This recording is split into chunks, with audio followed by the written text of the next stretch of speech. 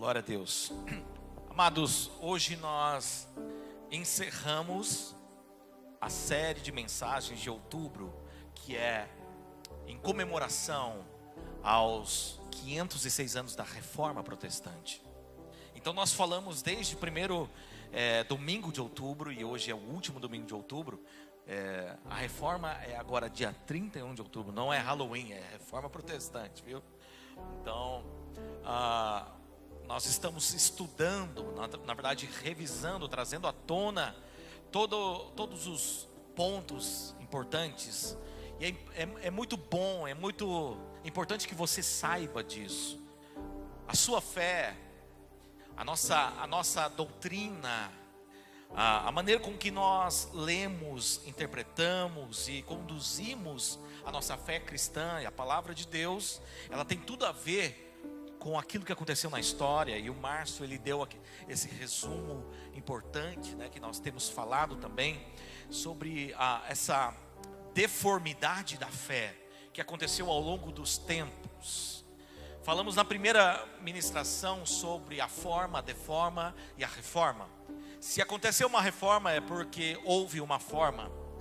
Houve um momento onde o cristianismo foi trazido, o original, plano original por Jesus, vivido pelos apóstolos. Mas no decorrer dos séculos, esse mesmo cristianismo, que era tido como uma ameaça, no sentido de ameaça à religiosidade da época, à política da época também, mas que era o evangelho genuíno do amor ao próximo, da entrega total. E nós falamos que esse evangelho genuíno, ele era marcado por sangue e lágrimas. E eu li uma frase, não está aqui, eu não vou conseguir falar direitinho essa frase, mas essa frase dizia assim, que o evangelho que iniciou com cicatrizes, ele foi para Roma e se institucionalizou como uma religião, passou para a Grécia e se tornou uma filosofia, foi para a Europa e se tornou uma cultura, veio para a América do Norte, se tornou em business, negócios, e chegou até o Brasil em forma de entretenimento. E o nosso desafio aqui, amados, é trazer de volta o cristianismo de cicatrizes. O cristianismo verdadeiro, o cristianismo que requer de nós a nossa própria vida. Se o nosso cristianismo não requer de nós a nossa própria vida, isso não é cristianismo. O verdadeiro cristianismo requer de você a entrega total da sua vida, e não parte dela. O Senhor não quer 50% da tua vida. Ele não deseja 90% da tua vida, 99%, não. Ele quer 100% de você. Ele morreu por inteiro, por completo. Ele não deu uma morridinha de leve, ele morreu por completo, se entregou por completo, para que a nossa vida nele também fosse uma entrega por completo. Eu e você somos chamados a isso, amados. Aqui nós não estamos nos reunindo apenas para manter uma religião, e sim para sermos treinados como cristãos para uma vida de propósito. Então vira para a pessoa que está do seu lado e fala assim: você não nasceu ao acaso, você não nasceu de uma gravidez indesejável, você nasceu por um propósito. Deus te criou para um propósito. Deus te salvou do império das trevas, te transportou para o reino do Filho do seu amor, entregando a Jesus Cristo para um propósito. Não simplesmente para nós sairmos daqui falando: uau, que culto gostoso. Não. Mas para que a gente saia daqui com a cabeça explodindo, dizendo: uau, eu tenho uma missão, eu tenho um propósito. O meu propósito de vida não é comer nos melhores restaurantes ou viajar para as melhores cidades turísticas. Não, você pode fazer isso, você deve fazer isso, tire férias, mas o teu propósito não é encher a sua conta de dinheiro, e sim viver a vida de Cristo, viver o que Jesus conquistou na cruz. Então quer você seja alguém com posses, com uma casa própria, 2 casas, 2 carros, 3 carros, ou você não tenha nada, a vida de Cristo está em você. E é isso que te move. E é isso que é a tua missão. Permanecer em Cristo Jesus, no nome de Jesus. Quantos estão entendendo? Diga amém. Amém. Glória a Deus. Glória a Deus. Está acabando a pilha disso aqui também. Está acabando a pilha de tudo. Será que tem pilha pequena daqui também? Em outro controle? Ah, tem. No controle do ar-condicionado. Você vê para mim, por favor?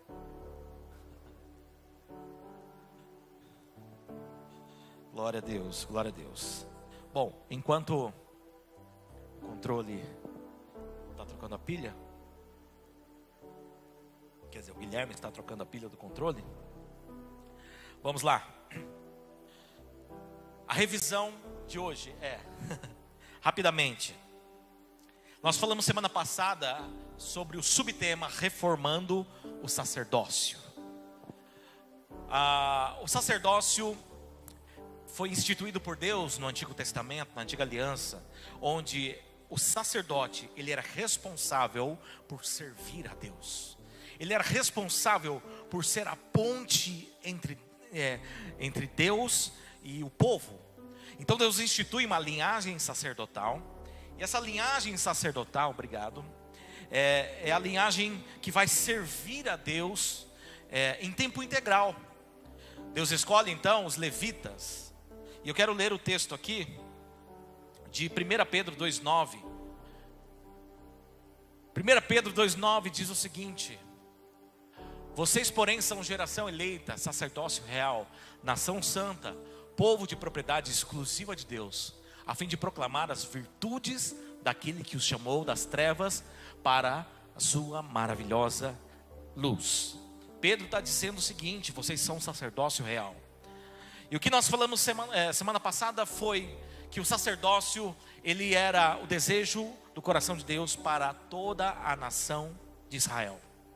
Deus chamou essa nação para ser a nação sacerdotal. E aqui, no texto que nós lemos, Pedro está dizendo: vocês são o sacerdócio real. A antiga aliança se baseava nos ritos, no sacrifício de animais. A nova aliança se baseia em Cristo Jesus, que foi o sacrifício, foi o véu que foi rasgado e é o sumo sacerdote da nova aliança. E a partir disso, amados, entendendo esse fio de ouro que nós falamos também na semana retrasada, que esse fio de ouro ele transpassa toda a história da humanidade, que é o próprio Jesus Cristo. Então, quando se sacrificava um animal na antiga aliança, no Antigo Testamento, esse animal derramava o seu sangue inocente pela culpa do pecado das pessoas. E o sangue derramado, o sangue inocente derramado era no lugar da vida de um pecador. Mas tudo isso apontava para Jesus, que derramaria o seu sangue na cruz. Então não tem sentido a gente ler o Antigo Testamento, a Antiga Aliança, ou pregar sobre princípios da Antiga Aliança, sem conectar com o próprio Jesus Cristo. Não faz sentido você pegar um texto bíblico, vamos dizer Davi e Golias, por exemplo, e não apontar isso para Jesus. Não faz sentido você falar sobre Jonas e não apontar para Jesus, porque o próprio Jesus fala assim: olha, um sinal eu vou dar, o de Jonas. Não faz sentido falar sobre Noé sem apontar para Jesus, porque o próprio Jesus fala assim: como nos dias de Noé, quando muitos bebiam, comiam, casavam e davam-se em casamento, assim também será a vinda do Filho do Homem. Ou seja, tudo aquilo que aconteceu no Antigo Testamento, ele aponta para a vida de Jesus no Novo Testamento e aponta para a sua vida, para a minha vida. E assim, amados, nós construímos uma linha de raciocínio bíblico coerente, onde você vai ouvir muita coisa por aí na internet e você vai filtrar, falando assim: olha, se isso não aponta para Jesus, isso não é para mim. Olha como é importante, amados, nós sabemos, vamos dizer assim, pensar julgar no bom sentido, analisar conforme o padrão da nossa doutrina bíblica. Porque senão qualquer um pega a Bíblia e prega uma coisa e você acredita. Qualquer Reels, TikTok, que tem alguém falando alguma coisa que fala da Bíblia, você acredita. Tem um monte de coisa no Facebook, ainda existe o Facebook, grupos no Facebook, grupos de falar assim, olha, o profeta agora vai entrar, né? E tem até uns profetas que falam assim, ó, se der 100 likes, Jesus vai descer aqui, né? E vai revelar, enfim, cada atrocidade, né, espiritual, cada heresia acontecendo aqui, que se você não construir o raciocínio bíblico do Antigo ao Novo Testamento, enxergando Jesus, você cai numa cilada, num vento de doutrina, que a Bíblia diz. Por isso nós estamos construindo aqui, não apenas um grupo religioso, e sim um exército de sacerdotes, que vão servir a Deus, e vão combater todo tipo de atrocidade, de engano bíblico nos dias de hoje. Como o Márcio ele mesmo falou, hoje em dia existem lugares, homens que se denominam profetas, homens de Deus, que vendem a bênção em troca de uma moeda que cai na caixinha, que vendem a bênção em troca de uma caneta que assinam contratos de vitória, que vendem a presença de Deus por dinheiro, que falam assim, olha, Deus vai levantar aqui não sei quantas pessoas que vão dar isso. Amados, tudo isso são ventos de doutrina que são perigosos. São perigosos. Chega no seu lar, chega na sua casa. Teve um lá que o sangue dele melecado no lençol valia tanto. Amados, isso aí é demoníaco. E nós precisamos entender, senão nós estamos como a igreja da idade medieval, aceitando de tudo, ouvindo de tudo, falando amém para tudo. E hoje eu quero falar sobre um subtema: somos responsáveis pela reforma. Falar sobre reforma é bom, se tornar responsável pela reforma é a missão. Ouvir sobre a reforma é legal. Ler livros sobre reforma, joia. Se tornar responsável pela reforma é a nossa missão. Por isso que nós estamos aqui, amados, trabalhando o coração, trabalhando a mente, trabalhando a nossa cultura ministerial, para que sejamos responsáveis por aquilo que nós ouvimos de Deus, pregamos sobre o Senhor. Amém? Glória a Deus. Vamos lá. Eu quero ler um texto que eu li semana passada, só que eu li o texto de Números, mas fala sobre a mesma ocasião, de Êxodo 19, versículos 5 e 6. Diz assim: agora, pois, se ouvirem atentamente a minha voz e guardarem a minha aliança, vocês serão a minha propriedade peculiar dentre todos os povos, porque toda a terra é minha. E vocês serão para mim um reino de sacerdotes e uma nação santa. São estas as palavras que você falará aos filhos de Israel. Aqui Deus está falando para Moisés o seguinte: esse povo que eu tirei do Egito é o povo que eu quero fazer dela uma nação santa. Esse é o meu plano original. Eu estou resgatando um povo inteiro para trabalhar um processo na vida deles. Então, vou tirá-los do Egito e vou levá-los até a terra prometida. E o deserto será um momento onde eu vou me revelar a esse povo. Esse povo que não me conhece vai passar a me conhecer na intimidade. Eu serei o seu proprietário. Eu serei o seu dono. Eu serei aquele que vai cuidar desse povo. Mas precisa ouvir minha voz. E nós falamos que esse mesmo povo foi rebelde e ele abandonou o Senhor. E Deus então escolhe a tribo de Levi. Mas eu quero pensar um pouquinho na trajetória desse povo, para continuar falando sobre a responsabilidade sacerdotal como filhos de Deus. O Evangelho só chegou a nós porque houveram pessoas que mantiveram essa chama acesa. Porque um dia, quando estava tudo corrompido, pessoas que começaram a ler a palavra, recebendo revelação de Deus, se levantaram para uma reforma. Dentre eles, o principal que nós conhecemos, que é Martim Lutero, que pregou as 95 teses na porta de Wittenberg, mas haviam outros pré-reformadores juntamente com ele e pós-reformadores também. Mas eu quero traçar esse caminho com vocês, para que o sacerdócio não seja apenas uma nomenclatura. Eu sou um sacerdote. Uma nomenclatura, mas sim uma responsabilidade. Uma responsabilidade prática. Esse povo então estava a caminho de Canaã. Mas esse lugar, ele era apenas um ponto de chegada desse povo. Porque para Deus não interessava o lugar, e sim quem esse povo estaria se tornando.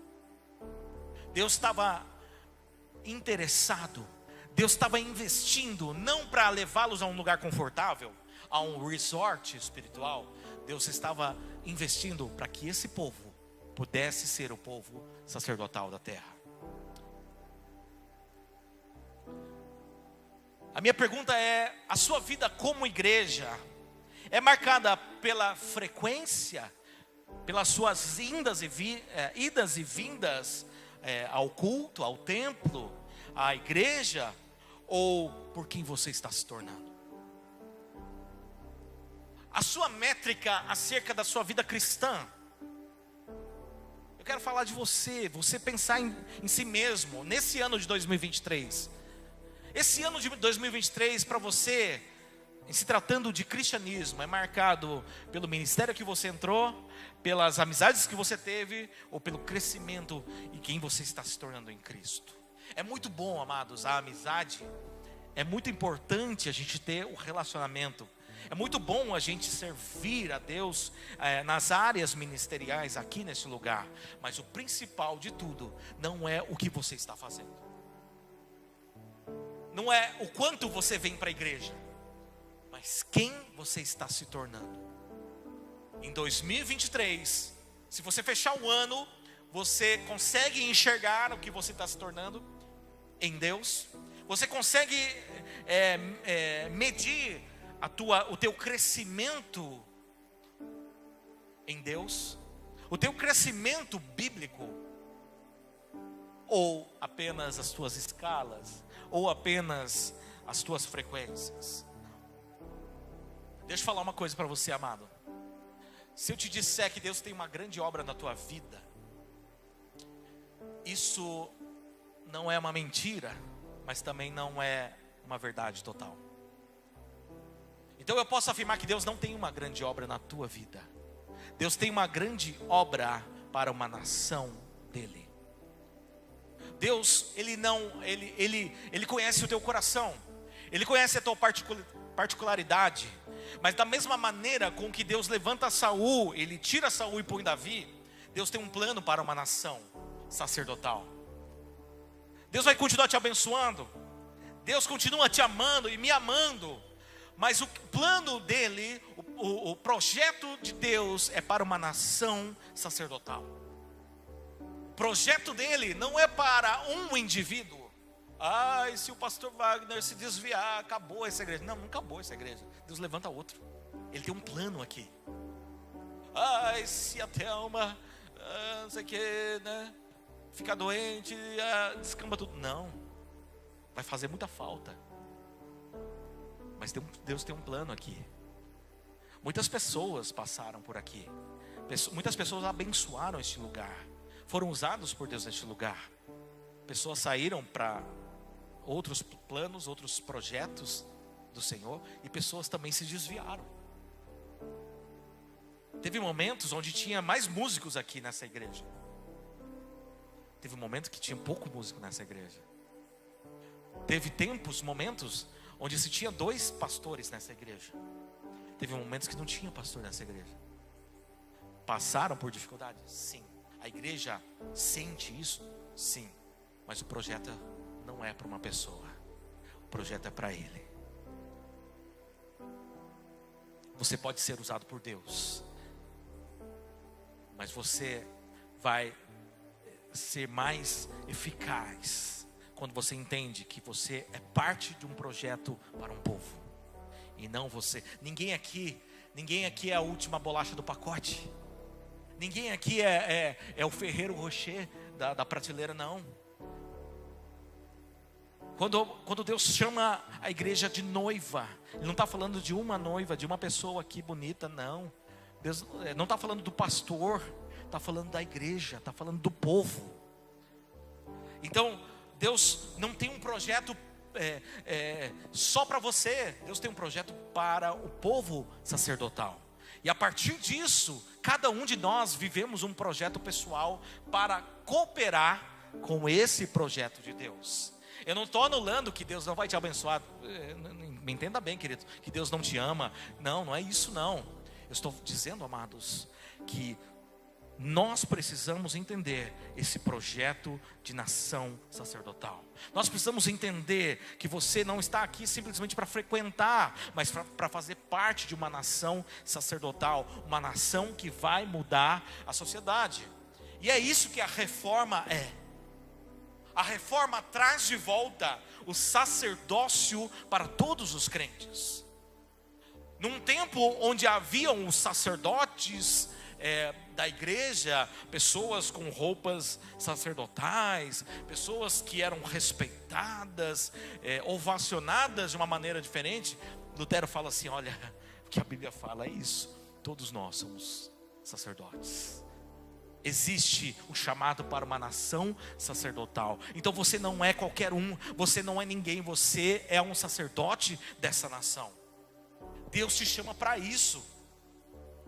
Uma nação de sacerdotes. Agora, é importante, amados, que todos nós, que você e eu estejamos nesse ponto de convergência, nesse ponto onde Deus está falando conosco, para que a gente corresponda a isso, para que a gente responda ao Senhor no projeto dele aqui sobre Campo Grande. E nós respondendo ao Senhor: sim, Deus, eu quero. Sim, Senhor, nós vamos fazer o que o Senhor disser. Aí sim nós nos tornamos a resposta. Então Deus não quer apenas nos responder, Ele quer fazer de nós uma resposta para Campo Grande. Aqui é muito bom Deus falar com você. Melhor ainda quando nós entendemos que lá fora Deus vai nos usar para sermos a resposta para a cidade, no nome de Jesus, amém? A minha pergunta é: qual é a sua posição? Como nós temos nos posicionado nesse processo? Como nós temos reagido a isso, entendendo que nós somos uma nação sacerdotal, entendendo que nós não estamos aqui para frequentar a igreja, mas para sermos igreja e sermos treinados como nação sacerdotal. O processo do deserto desse povo que sai do Egito nunca teve a ver com o lugar onde chegariam, mas tem tudo a ver com a nação que eles se tornariam. Aí então o povo diz: sim, Senhor, nós queremos ser essa nação sacerdotal. Mas esse povo ele recua e ele fala: Moisés, vai no nosso lugar, sobe aqui no nosso lugar. Nós estamos com medo de morrer na presença de Deus. Nós temos medo e nós precisamos de alguém que seja o nosso mediador, alguém que pague o preço por nós, alguém que suba ao monte por nós, alguém que faça o sacrifício por nós. Então, enquanto Deus estava chamando uma nação sacerdotal, esse mesmo povo estava dizendo: não, nós precisamos só de alguém, de uma pessoa que represente Deus. Eu citei uma frase do reformador João Calvino, que ele fala o seguinte: A natureza do homem, por assim dizer, é uma fábrica perpétua de ídolos. Sempre quando nós temos algo para nos comprometer, nós falamos, alguém vai no nosso lugar e a gente coloca essa pessoa como o nosso representante, como alguém que a gente confia mais do que no próprio Deus. Quando você me vê aqui como pastor, amado, me veja como alguém que tem a responsabilidade de treinar você, que tem a responsabilidade é como um maestro que rege uma orquestra. Mas o maestro sozinho não faz a música. O maestro, ele rege a orquestra. É como um comandante que tem o seu batalhão, mas ele não faz a guerra sozinho, ele comanda o batalhão. Mas todos nós temos a importância devida. Todos nós temos um chamado sacerdotal para exercer. Ninguém aqui é melhor e eu não estou no lugar de Deus para você. Existem homens, líderes religiosos, que se colocam como o próprio Deus para o povo, reivindicando honra do próprio Deus, reivindicando um respeito e uma questão até no sentido financeiro, material, que o próprio Jesus não teve. Queridos, quando você olhar para mim, não olhe como alguém que é o teu representante diante de Deus. Eu não fui chamado para isso. Eu não fui chamado para te representar diante de Deus. Quando você pedir oração, nós vamos orar. Quando você precisar de algo, eu vou estar indo atrás. Eu estou integral para isso, para te servir, para poder te ajudar no que for necessário, mas para que você entenda que você é um sacerdote, que você tem acesso ao Pai, que você tem um acesso seu diante do Senhor, e não precisa que eu interceda, que eu intermedie você diante de Deus. Eu estou aqui para te treinar, eu estou aqui para te ensinar, e não tomar o lugar de Deus na tua vida, amém? Glória a Deus. Vamos lá. Então, o nosso coração, ele sempre vai fabricar um ídolo, alguém que vai assumir o lugar de Deus. O povo, ele junta os pertences de ouro e faz um bezerro de ouro no lugar de Deus. Ou seja, o povo sempre está querendo fazer alguma coisa que represente, que coloque no meio entre você e Deus. Mas o que Deus quer é que você tenha um relacionamento direto com Ele, e é por meio de Jesus que isso acontece. A promessa de Deus para esse povo eu vou levar vocês para uma terra prometida. A promessa é onde Deus está te levando, mas o propósito é quem Deus está te fazendo ser. A promessa tem a ver com onde você está indo. O propósito é quem você está se tornando nele. Então, você tem uma promessa, e essa promessa vai se cumprir, mas você também tem um propósito nisso. Se a promessa é uma bênção, o propósito é você se tornar uma bênção. Se a promessa é você herdar uma terra prometida, o propósito é você ser um abençoador na vida daqueles que não vão, daqueles que não conhecem, daqueles que não estão com você na caminhada. E essa promessa e o propósito de Deus, ela vem recheada de grandes dificuldades. Sabe por quê que Deus permite que passe por dificuldades? Sabe por que o povo passou por grandes dificuldades? Sabe por que o povo foi perseguido por Faraó e o exército? Sabe por que havia um mar na frente que fizeram deles encurralados, e o mar se abriu e eles passaram pelo meio? Sabe por que eles estavam no deserto? O deserto fazia calor, não tinha fonte de água, não tinha McDonald's, não tinha nada naquele lugar. É porque Deus permite isso para que você se alinhe ao propósito, para que você se entregue ao propósito. Deus permite essas dificuldades para que os seus olhos voltem ao propósito. Do contrário, a gente só estaria buscando a promessa. Do contrário, a gente só queria a bênção.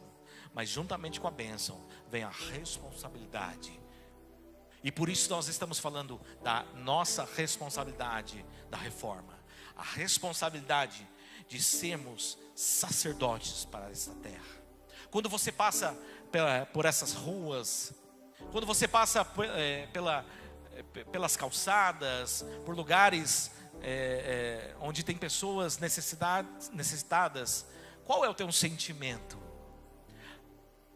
em relação à tua missão? Quando vai alguém bater na porta da sua casa pedindo comida, qual é o teu sentimento? Qual é o teu pensamento acerca da tua missão? É hora de nós assumirmos a nossa responsabilidade sacerdotal, não para a igreja, para fora.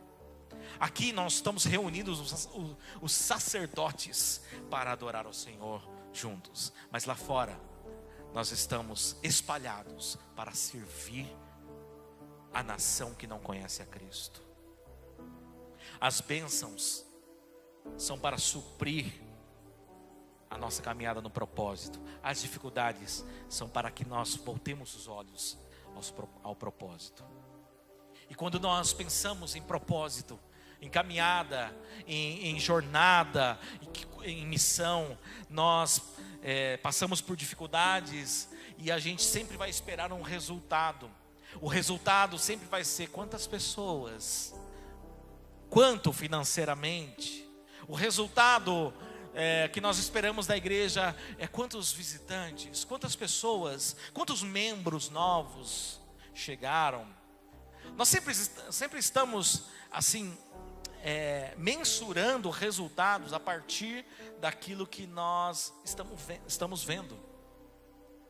Os nossos resultados têm a ver com grandezas quantitativas. E cá entre nós, amados, quando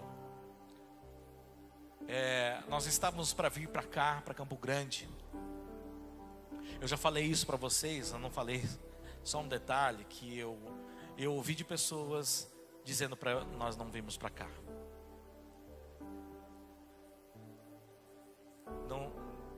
Não seria fácil, mas não pelas dificuldades, mas porque não era atraente quantitativamente.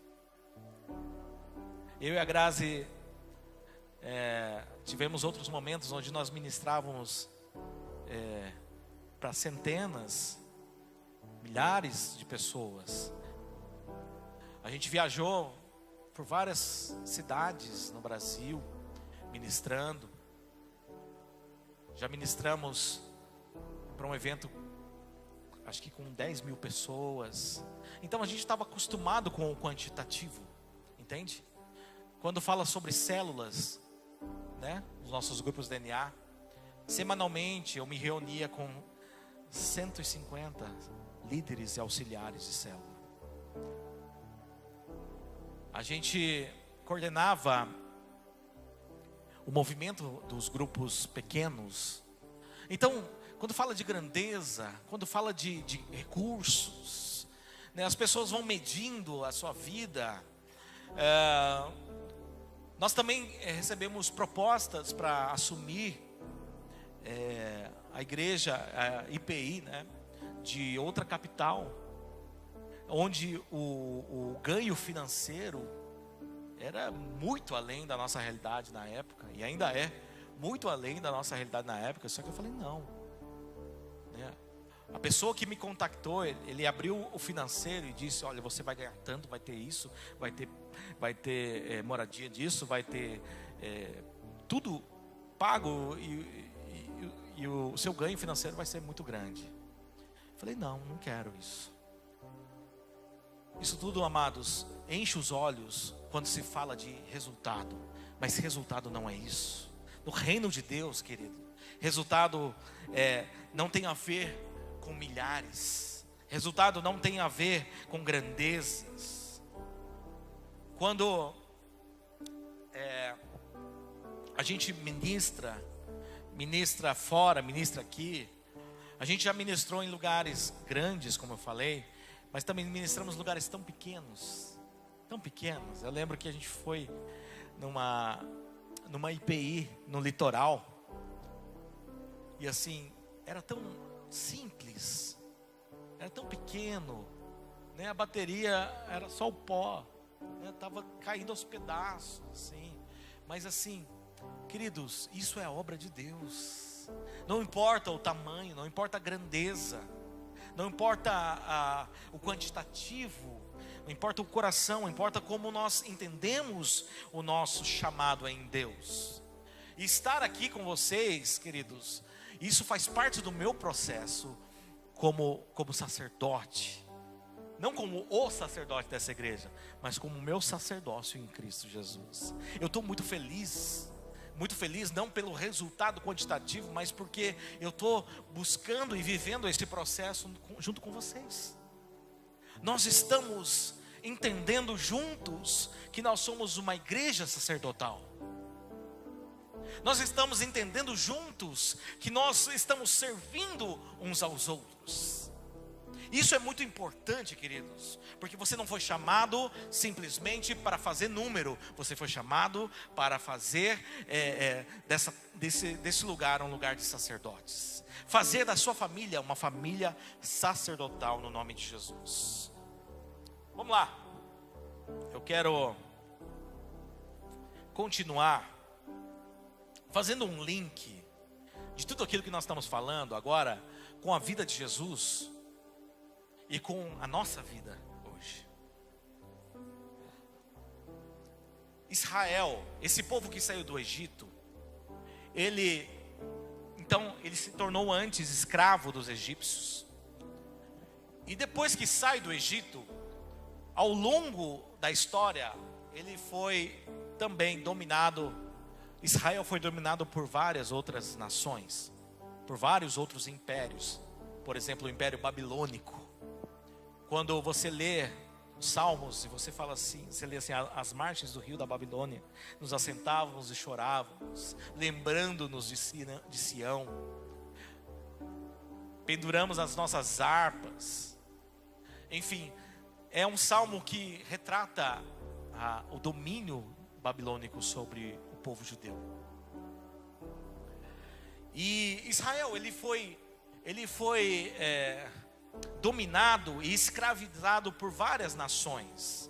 Se eu não me engano, 6 nações escravizaram e dominaram Israel. Mas houve uma sétima nação que não escravizou Israel, mas dominou através de uma cultura, que foi o Império Romano. Então, quando você lê o texto do Novo Testamento, e até você assiste a série The Chosen, que retrata bem o contexto histórico do Novo Testamento, dos Evangelhos, você vê o domínio do Império Romano sobre os judeus. Os judeus odiavam os romanos porque eles dominavam, não com escravidão, mas cobrando impostos e trazendo sobre o povo as leis e a cultura judaica. E é interessante que o Império Babilônico e a cultura babilônica morreu ali. A escravidão egípcia sobre o povo judeu também morreu ali, quando foi liberto das mãos de Faraó. E assim a Mesopotâmia, a Grécia, todas elas não perduraram sobre o povo judeu, mas uma coisa aconteceu. Roma fez a cultura romana ultrapassar todos os territórios, e a cultura romana ela se espalhou pelo mundo afora. Quando se fala sobre a igreja católica fala sobre universal. Católica é a igreja na terra, mas a igreja católica é a igreja católica romana, a igreja católica romana. Por quê? Porque existe a influência romana sobre a igreja. E eu quero citar algumas coisas, amados, nesse processo onde Roma se apoderou do povo judeu. Porque isso tem muito a ver com aquilo que nós precisamos entender no Senhor. Peraí, só deixa eu colocar aqui. Ok. O povo romano, então, ao dominar o povo de Deus, o povo judeu, eles então começam a trabalhar uma infiltração cultural. Sabe o que eles fazem? Eles não enviam os seus gladiadores para matar. Não, eles enviam, sabe o que? Os seus apóstolos romanos. Mas o que é apóstolo? Apóstolo não são aqueles caras que andaram com Jesus? Não. Até então não. Apóstolo quer dizer enviado, quer dizer embaixador. Então Roma, para conquistar um território, primeiro eles invadiam, depois eles enviavam os apóstolos para implantar cultura. Então aqui, quando eu chego aqui neste lugar, eu jogo os meus apóstolos, esses apóstolos começam a mudar a cultura local, fazendo de lá a cultura romana. Interessante isso, porque eles tinham toda a autoridade bélica, política e financeira para sabotar a cultura judaica e implantar a cultura romana. Sabe por quê? Para que quando o imperador chegasse naquele lugar que foi conquistado, ele precisava se sentir em Roma. E existe uma expressão chamada Conventum Romanorum, Civium, na verdade Conventum Civium Romanorum. O que é esse conceito romano? É o seguinte: onde 2 ou 3 romanos estiverem, ali Roma está. Não parece com algum versículo isso?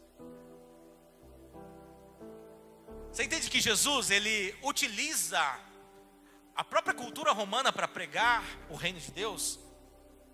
Porque ele faz dos seus 12 discípulos apóstolos, embaixadores para implantar a cultura do reino. Para quê? Quando o rei viesse, quando o rei voltasse, Jesus, ele precisava encontrar um lugar com a cultura do reino. Roma então trabalha isso. Eu até coloquei o versículo. Mateus 18:20, porque onde estiverem 2 ou 3 reunidos em meu nome, ali estou no meio deles. Jesus, ele pega o Conventum Civium Romanorum, ele faz o versículo, né, a declaração dizendo: onde tiver 2 cristãos, 3 cristãos, ali eu estou. Ali existe uma cultura do reino de Deus. Queridos, eu fico pensando em tudo isso, né? Eu não sei se você está... hoje eu estou bem subjetivo, né? Não estou colocando todos os pontos, né, de maneira objetiva, porque eu quero trazer um conceito, assim, muito mais do que uma informação, de que você é importante onde você está. De que você, lá no seu trabalho, lá na sua escola, lá na sua faculdade, você é um apóstolo, um implantador do reino de Deus. Você, como nação sacerdotal, onde você estiver, no exército, lá no restaurante, você é um embaixador de Cristo. Você é alguém que vai exalar o bom perfume de Cristo onde quer que você esteja. Não é dentro da igreja, não é só aqui, é lá fora, amado. É muito importante nós olharmos para a nossa cidade como a cidade que precisa ser conquistada. Aqui nós estamos reunindo os apóstolos, os embaixadores, para que quando nós sairmos pela cidade, nós tenhamos uma missão. O quê? Implantar a cultura do nosso rei. Implantar a cultura do nosso rei. Uma das missões dos nossos grupos DNA é sair desse lugar. É sair do ambiente templo, culto, para atingir casas e pessoas. Então é importante, queridos, nós entendemos esse conceito. Nós temos 2, 3 reunidos ali, então tá, a presença de Deus está lá, o reino de Deus está lá. Nós temos 2, 3 reunidos naquela faculdade, então Deus, a presença de Deus está lá. Pode ser mudado, querido. Qualquer lugar. Eu me lembro de uma vez, eu já contei um pouco disso. Uma vez nós pegamos um desafio. Vamos fazer uma loucura para Jesus? Vamos. O que nós vamos fazer? Vamos sair vestidos de super-herói na rua, gritando o nome de Jesus? Não vamos fazer isso não. Fizemos, né, uma vez. Mas a gente pegou uns malucos nossos ali, falamos assim, vamos num lugar, vamos adorar a Deus em um lugar. Aí um rapaz falou assim, olha, eu tenho um parente que é dono de um prostíbulo. Mas não tinha um lugar menos difícil. E eu vou falar com ele. Fala, beleza, fala lá, né? Juntamos a galerinha ali, só homem ali, né? Maduro e tal. Jovem, né? Era jovens mais maduros, firmes na fé, né? E a gente conseguiu entrar nessa. Era uma casa noturna que tinha lá prostituição. E então, 1h da manhã era o intervalo da banda. E o parente falou assim, olha, da 1 a 1h30 é o intervalo da banda. Esse é o momento de vocês. Faz o que vocês quiserem. Falei, beleza. Chegamos lá, entramos nesse lugar, né? E a gente se sente totalmente desconfortável, né? Totalmente desconfortável. Porque a gente está acostumado a entrar na igreja, né? A gente fica desconfortável e de repente vem uma pessoa ali, se oferece, a outra, né, rebola, dança, e a gente faz assim, não, né? A gente fica desconfortável, porque a gente não está acostumado com isso. Mas chegou o momento da banda, a banda desceu e a gente subiu ali. Aí eu fui no teclado da banda lá, o outro vai lá, e a gente começou assim, como Zaqueu, eu quero subir no mais alto, no meio do prostíbulo, né? E aí a gente começou a ouvir uns gritos assim, sai daqui, isso aqui não é igreja não, sai daqui. Os homens começaram, né? Mas depois de um tempo a gente ouvia umas vozes cantando, né, essa música, e paramos, começamos a pregar sobre Jesus. Tínhamos meia hora e pregamos sobre Jesus. E as prostitutas todas foram assim, pedir socorro. Por favor, nos ajude a sair, nos ajude a largar dessa vida, né? E foi muito impactante, amados, porque a gente está aqui dentro, a gente tem uma nação de sacerdotes dentro da igreja, enlatada. E parece comida enlatada muitas vezes. A gente só é crente dentro da igreja. É difícil a gente ser cristão, sacerdote lá fora. Mas essa é a nossa missão, queridos. Em um outro momento, um irmão chegou para nós, né? Já falei isso uma vez. A gente chegou, era lá em Rolândia. Rolândia, amados, esse nome, né? Meio esquisito. Ele é por causa de um guerreiro alemão chamado Holland, tá? Tipo esse teclado aqui, ó, Holland. Esse teclado é de lá, de Rolândia. E virou Rolândia, né? Mas porque foi colonizado por alemães. E veio da Alemanha uma estátua, que é a estátua do guerreiro Holland, ali. Que fica no centro de uma praça ali, no centro da cidade. E por muito tempo, né, a gente ouviu uma lenda de que havia um aleijadinho. Esse aleijadinho, não sei o que e tal, tinha a ver com a história desse guerreiro Holland. E um dia falaram para nós assim, vai no pé da estátua que você vai ver o aleijadinho. Cara, e realmente é uma estátua assim maravilhosa, tipo o Cristo Redentor minimizado 1 milhão de vezes, né? Mas era bonito, assim, uma estátua bem medieval. Mas bem no pé tem um monstrinho, no pé dessa estátua. Parece que zoaram, né, com ela. Zoaram com essa estátua. Mas era a lenda. Porém, amados, a gente foi um dia fazer o seguinte. Pegamos um grupo de pessoas e fomos orar num sábado, meia-noite, em volta dessa estátua. Falou, puxa, se isso aqui representa a cidade.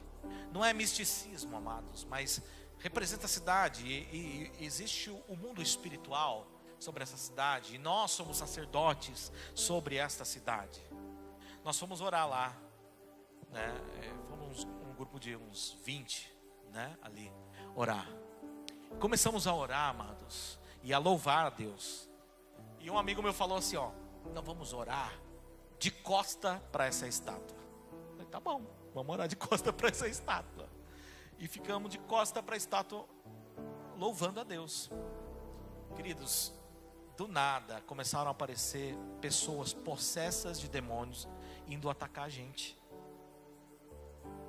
Pessoas possessas indo para cima da gente. Mas como a gente sempre tem uns amigos fortes, né? Tipo, se for fazer um trabalho desse, eu levo o Joe junto do meu lado, fica ali, né? O Marcião já cheio dos Paranauê ali, né? Então, assim, a gente tem uns amigos abençoados e fortes junto, né? Então, nós tínhamos nosso pessoal junto, né? Que ajudava a segurar. E a gente orava pelas pessoas. Teve um rapaz que a gente orou por ele. Expulsamos o demônio. E o cara falou assim, o que eu estou fazendo aqui? Onde eu estou? Né? Onde eu estou? O que eu estou fazendo aqui? Enfim, amados, eu não estou falando isso para você ter uma visão mística, né, de demônios aqui na cidade. Não, mas estou falando que somos sacerdotes dessa cidade. Se Deus nos trouxe para cá, tem muitos que são de fora.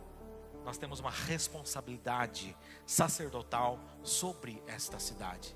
Não, eu não estou falando para a gente dar 7 voltas na cidade, porque é muito grande essa cidade. Rolândia dá para dar 7 voltas, né?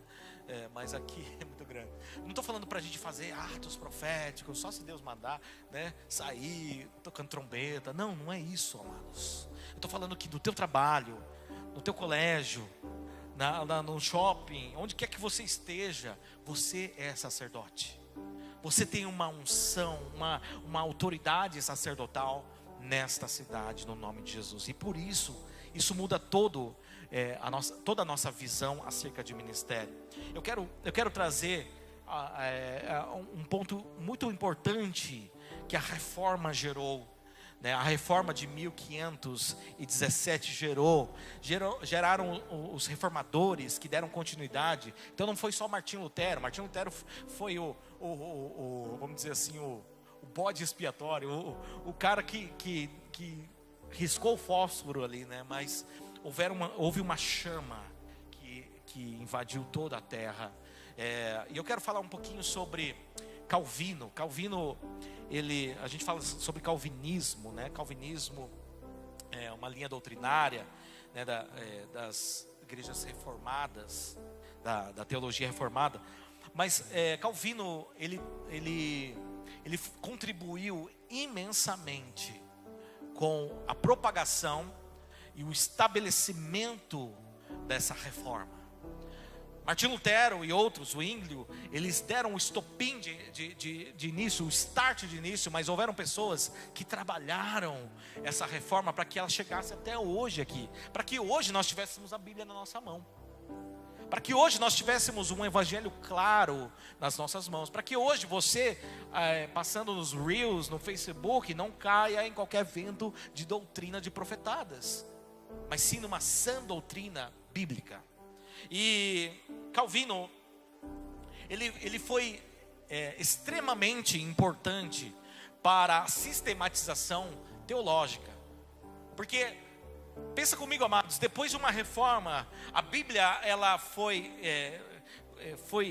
assim, vamos dizer, espalhada, as pessoas tinham acesso à palavra de Deus, mas tinham muita controvérsia para cá, heresias para lá. Ainda o mundo estava carregado de heresias. Então Calvino, ele trabalha isso, né? Não vamos falar sobre a história dele, mas ele começa a trabalhar algo chamado as institutas da religião. E essas institutas, elas vão formatando princípios teológicos para que a gente entendesse melhor e pudesse trabalhar melhor de maneira mais sólida, bíblica, as bases da nossa fé. E ele vai desenvolvendo durante a sua vida as institutas, onde se fecha em 4 livros, né? O primeiro livro fala sobre o conhecimento de Deus, o Criador. O segundo, o conhecimento de Deus, o Redentor em Cristo. O terceiro, a aplicação da redenção. E o quarto, a igreja e os sacramentos. Então isso tudo são o princípio de estudos teológicos que se espalham e ajudam a embasar as igrejas hoje. Não estou falando da igreja presbiteriana independente ou da igreja batista, mas todas as igrejas hoje, né, evangélicas, bíblicas, elas têm uma fonte de estudo teológico que parte disso aqui. Então a soteriologia, a escatologia, todas as logias teológicas, elas partem dessa fonte. Quando Calvino, ele sistematiza a fé, sistematiza o estudo bíblico. Calvino também, ele então faz a sua residência em Genebra. E queridos, Genebra se torna a cidade modelo. Então Calvino, ele não só trabalha questões teológicas, questões de estudo teológico, mas ele trabalha a transformação de uma cidade. Uau! Reforma, amados, não tem a ver com o teu conhecimento bíblico só. Tem a ver com o seu sacerdócio nessa cidade. Então, Calvino, ele cria uma academia de estudos, onde se formam pessoas estudiosas, onde se formam também líderes cristãos, pastores. Ele também institui, faz de Genebra uma cidade refúgio para cristãos perseguidos da Europa. Olha só, ele cria um fundo de hospitalidade desses cristãos perseguidos. Calvino, ele faz da cidade de Genebra um lugar onde desenvolve o diaconato para atender as necessidades dos pobres, a ação social, mas tudo parte do entendimento de um sacerdócio. Pra você ter ideia, Calvino também criou projetos de sistema público de esgoto. Um homem letrado, um homem que estava desenvolvendo a teologia sistemática, ele está preocupado também com o esgoto da cidade. Ele entende, amados, o seu sacerdócio sobre a cidade, que a cidade deveria ser uma cidade no modelo do reino de Deus. Existe um reformador escocês chamado John Knox, e John Knox, ele descreveu a cidade de Genebra como a mais perfeita escola de Cristo que havia na terra desde o tempo dos apóstolos. John Knox fala: Genebra é a escola de Cristo.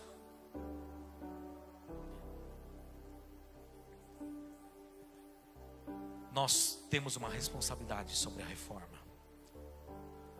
Eu iria falar de mais histórias, pessoas, mas chegou a hora de nós pararmos de dar justificativas para o não comprometimento.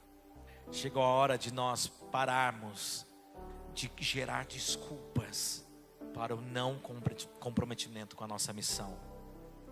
Quando nós falamos semana passada sobre o sacerdócio, ninguém escolhia ser sacerdote, e ninguém escolhia não ser sacerdote.